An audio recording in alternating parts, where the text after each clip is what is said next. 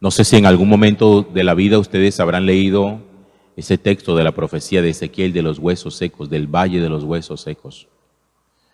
Es una visión que Ezequiel tiene, donde el Señor un día lo pone frente a un valle enorme, lleno de puros huesos secos, huesos humanos. Y entonces a través de la visión, el Señor le va haciendo a Ezequiel unas preguntas. Y llega un instante en que en la visión los huesos se empiezan a armar hasta formar un esqueleto. El Señor le pregunta a Ezequiel si él cree que esos esqueletos pueden tener carne. Después el Señor le pone carne al esqueleto y hace seres humanos, pero todavía no tienen vida. Y le pregunta a Ezequiel si cree que esos cuerpos humanos pueden tener vida. Y el Señor infunde, su espíritu infunde vida a estas personas, haciendo seres humanos. La visión es interesante porque nos muestra un proceso de construcción y de estructura de lo que en síntesis podría significar la vida humana. La vida humana está hecha de varios elementos y los cuales uno tiene que aprender a reconocerlos. Tiene una estructura ósea, tiene todo un sistema nervioso, muscular, que le permite poder revestir toda esa estructura ósea, y finalmente hay un alma junto con un espíritu que es lo que nos da a nosotros vida y racionalidad. Si nosotros nos ponemos a pensar, por ejemplo, quiero poner otra analogía para que podamos entender la palabra de Dios hoy. Cuando ustedes entran a una empresa porque han estado buscando un trabajo y finalmente clasifican para un puesto, ustedes saben que normalmente las empresas, cuando van a contratar a alguien, siempre establece un contrato. Y el contrato es necesario leerlo, aunque parezca largo, para que usted sepa cuáles son sus compromisos, a qué se compromete la empresa y a qué se compromete usted. No solamente es preguntar cuánto es el salario, sino también cuáles son las condiciones de trabajo, qué es exactamente lo que usted va a hacer, a qué hora va a entrar, a qué hora va a salir, qué pasa si sale después de esa hora. Todas esas cosas, todos esos detalles, eso es importante saberlo siempre. Ninguna persona es contratada en una empresa sin un compromiso. Ninguna persona, una empresa, lo contrata sin establecer con el empleado unas condiciones para su trabajo. Porque no es sencillamente llegar al trabajo y empezar a devengar un salario, ganar dinero, sin que le cueste a la persona absolutamente nada. Ninguna empresa contrata para eso, para tener gente sentada. Ahora, miremos un poquitico lo que nos dice hoy la primera lectura en el libro de Deuteronomio en el capítulo 4. Moisés y el pueblo de Israel ya están a puertas de poder entrar a la tierra prometida. Están de este lado del Jordán, del otro lado del Jordán ya se ve la tierra donde ellos finalmente llegarán después de un largo peregrinaje. Acuérdense ustedes de 40 años. Allí del otro lado del río se ve finalmente el sueño y la esperanza de todo el pueblo de Israel. Finalmente, ya después de todo este peregrinaje durante 40 años, vamos a llegar a nuestra tierra. Allí nos asentaremos, allí construiremos nuestras ciudades, allí cultivaremos, plantaremos, cuidaremos a nuestro ganado, haremos nuestra vida. Pero antes de entrar a la tierra prometida, Moisés le recuerda al pueblo de que esa tierra que van a obtener la mantendrán en la medida que se cumplan una especie de, llamémoslo así, de manera jurídica, contractual, unas cláusulas. No es que llegan a la tierra prometida como invasores, desorganizados, cada uno a poner estacas y a montar toldos como cada uno le dé la gana. No, necesitamos una estructura organizacional. Necesitamos quien coordine todo el trabajo, de nuestro asentamiento, de la construcción de nuestras casas, de un futuro templo, del lugar donde vamos a rendir culto a Dios, pero también una serie de normativas cultuales, morales, espirituales.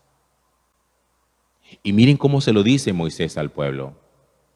Escucha los mandatos y decretos que se les enseña hoy, para que cumpliéndolos vivan y entren a tomar posesión de la tierra que el Señor su Dios les va a dar. Miren los mandamientos y los decretos que les hemos enseñado. ¿Quieren mantener la tierra? Cumplan los mandamientos. La posesión de la tierra está asegurada por el cumplimiento de los mandamientos. Cumplen los mandamientos, la tierra seguirá siendo de ustedes. No cumplen los mandamientos, la tierra la perderán. Y efectivamente, muchos años después, ellos la tierra la perdieron. Y la perdieron por una razón simple: no cumplieron los mandamientos de Dios. Si a usted le dicen en una empresa, ese trabajo es suyo, pero cumple la normativa, el trabajo seguirá siendo suyo y el contrato se lo renovaremos. No cumple sus compromisos, el contrato no se le renueva. Así de sencillo. La tenencia del trabajo está sujeta al cumplimiento de las obligaciones del empleado. La tenencia de la tierra prometida está sujeta al cumplimiento de los mandamientos. Es que nadie puede pretender tener una vida humana sin estructura ósea. Y no hay vida humana sin un Espíritu de Dios insuflado que dé aliento de vida. ¿No ve que al principio lo que hay son simplemente huesos? Y esos huesos necesitaron un revestimiento, y ese revestimiento necesitó un soplo de vida. Asimismo con los israelitas, adelante que había tierra, simplemente tierra, pero eso necesitaba revestimiento, eso necesitaba vida, y la vida se le iba a dar el cumplimiento de los mandamientos de Dios. Yo les enseño, sigue diciendo Moisés, yo les enseño los mandatos y decretos, como me mandó el Señor mi Dios, para que los cumplan en la tierra donde van a entrar. Obsérvenlos, cúmplanlos, porque esa será su sabiduría y su inteligencia. ¿Qué hace sabio e inteligente a un pueblo? Su normativa, sus leyes. Las leyes de un pueblo muestran si es un pueblo necio o es un pueblo sabio. Porque ustedes saben muy bien que uno puede decretar y hacer leyes necias, pero también puede hacer leyes muy sabias. Hoy nosotros tenemos leyes muy necias, perversas, son leyes. La gente dice, pues es una ley, sí, podrá ser una ley, pero es una ley perversa. Así como tenemos también leyes sabias. El hecho de que una ley sea ley no significa de por sí que sea buena. Hay leyes buenas, hay leyes malas. Y a nosotros se nos descubre la sabiduría del pueblo por las leyes que tenemos. ¿A qué está sujeto entonces la tenencia de la bendición? Al cumplimiento de los mandamientos. Porque eso que todos nosotros buscamos de alguna manera, ser bendecidos por Dios.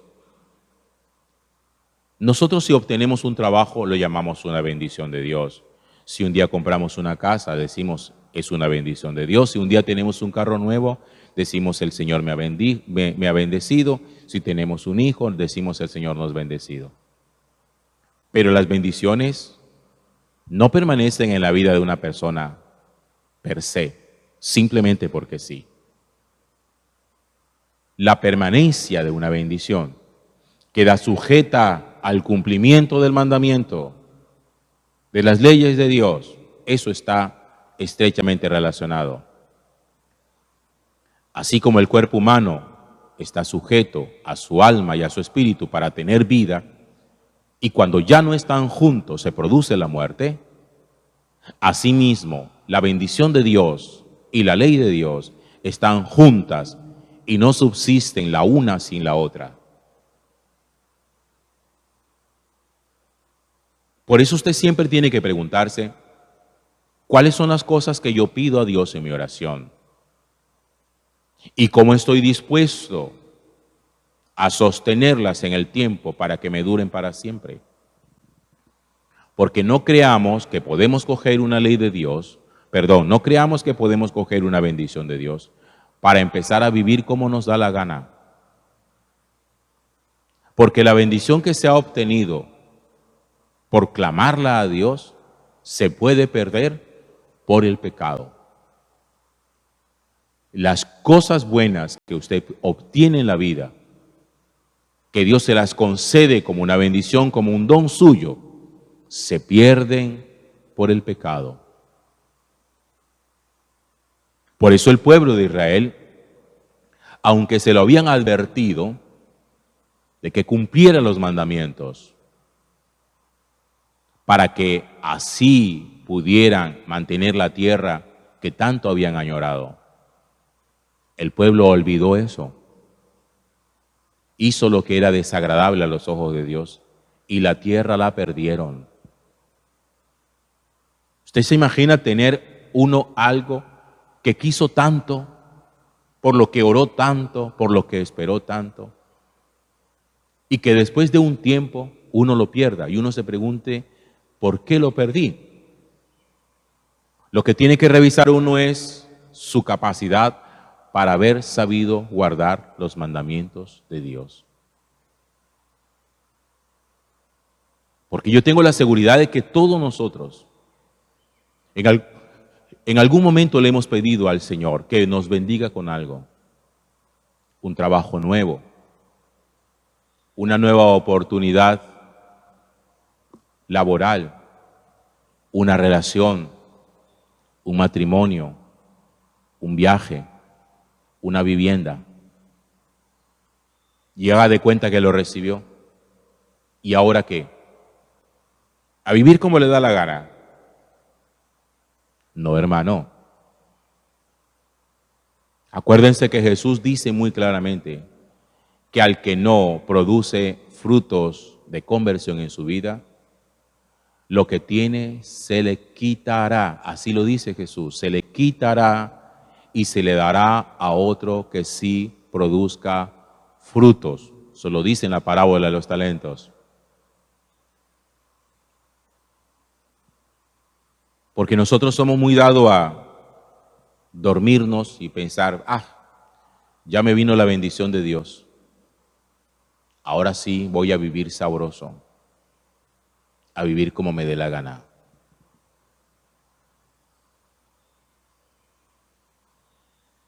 La tenencia de la tierra, acuérdense de esto, quedó sujeta al cumplimiento de los mandamientos.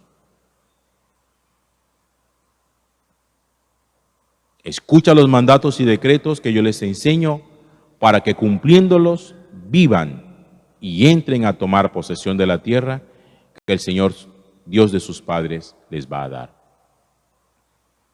¿Hay obediencia? Hay bendición. No hay obediencia, no hay bendición. La desobediencia, el pecado, anula, aleja toda bendición de Dios. Y riegue toda el agua bendita que quiera en la casa, que no va a llegar la bendición de Dios. Porque la bendición de Dios no llega por riego de agua bendita. La bendición de Dios llega por la obediencia del corazón.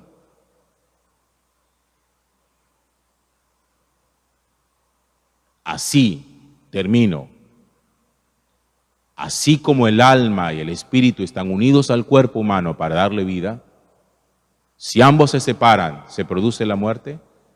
Así, la bendición de Dios y los mandamientos de Dios están unidos. No subsiste lo uno sin lo otro. Gloria al Padre, y al Hijo, y al Espíritu Santo, como era en el principio, ahora y siempre, por los siglos de los siglos. Amén.